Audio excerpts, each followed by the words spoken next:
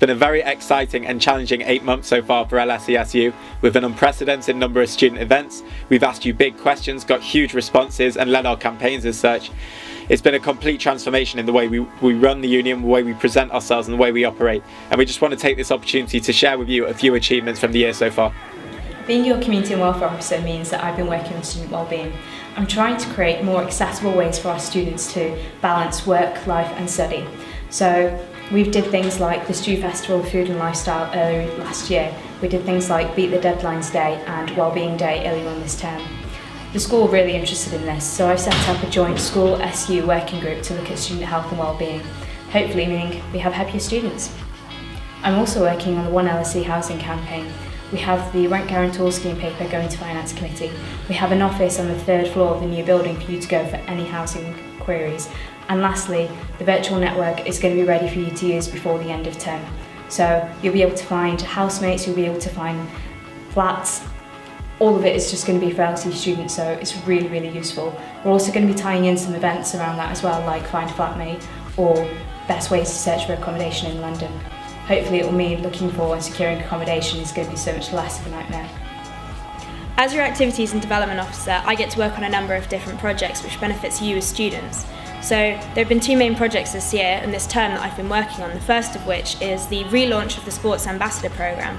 So this programme went from only having 2 or 3 athletes to now having 13 athletes who study full-time at LSE at both undergraduate and postgraduate level and represent their country, nationally the UK or LSE in their sport, which ranges from fencing to rowing, karate to judo, and we even have someone who plays under 21 England rugby.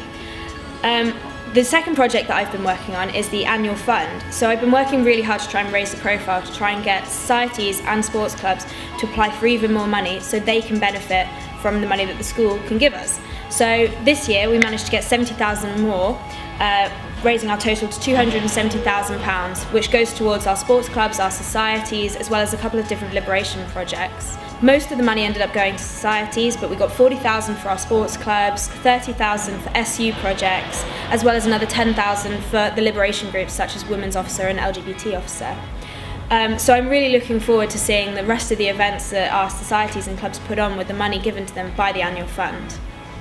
As Education Officer, I've been working on some really big things this past 8 months. We've done the largest consultation on education that LSE Student Union's ever done.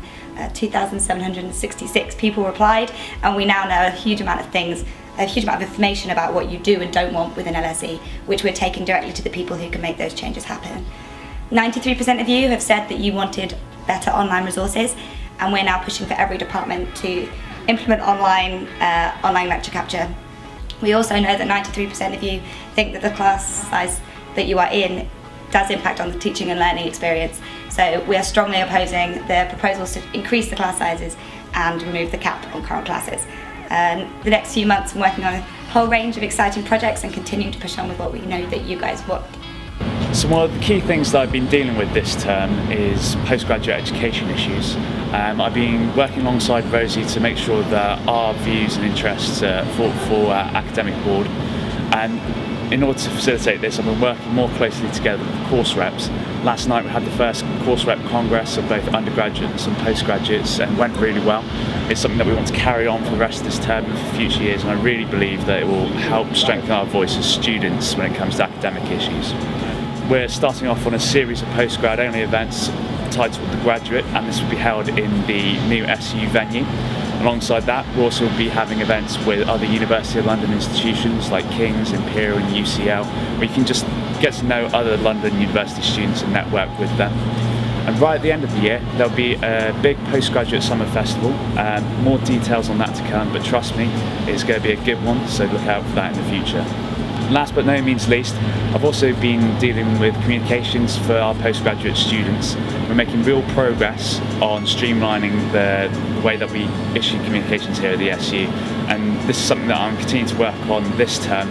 At the end of the term, I really hope that we can work with both the SU and the school to make sure that when it comes to orientation next year, there's one place where postgrads can look to make sure they get all the most relevant information about societies, events and their department issues as well.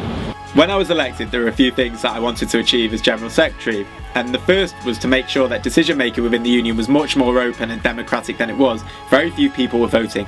So we took the decision to move voting online, and we've seen a 6-fold increase, with up to 600 people voting on motions. So we're getting much better at that, so that's been a huge change so far. The second that I wanted to achieve was making sure that people saw the union as something that would deliver for them day in, day out. And one of the first things we were asked about was free online access to the Financial Times and the Economist.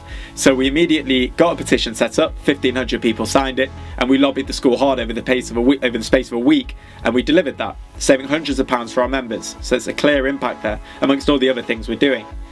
The next absolutely essential thing, and this has been for elected officers in the past and will be in the future, is making sure that LSE remains a place for everybody despite their financial background. That shouldn't be a barrier to entry. So when the government announced its cuts to the National Scholarship Programme, we were worried, so we lobbied the school and made sure that they mitigated those cuts by the government, resulting in a £200,000 commitment to making sure that all people from all backgrounds can come to LSE. Lastly, the big change has been the move into the new building. Granted, it's been a challenging period, but we're absolutely convinced that this move, with all these brilliant facilities like the DJing booth and other places as well, will make this Students' Union a completely different place. It's going to revolutionise what we can offer our members.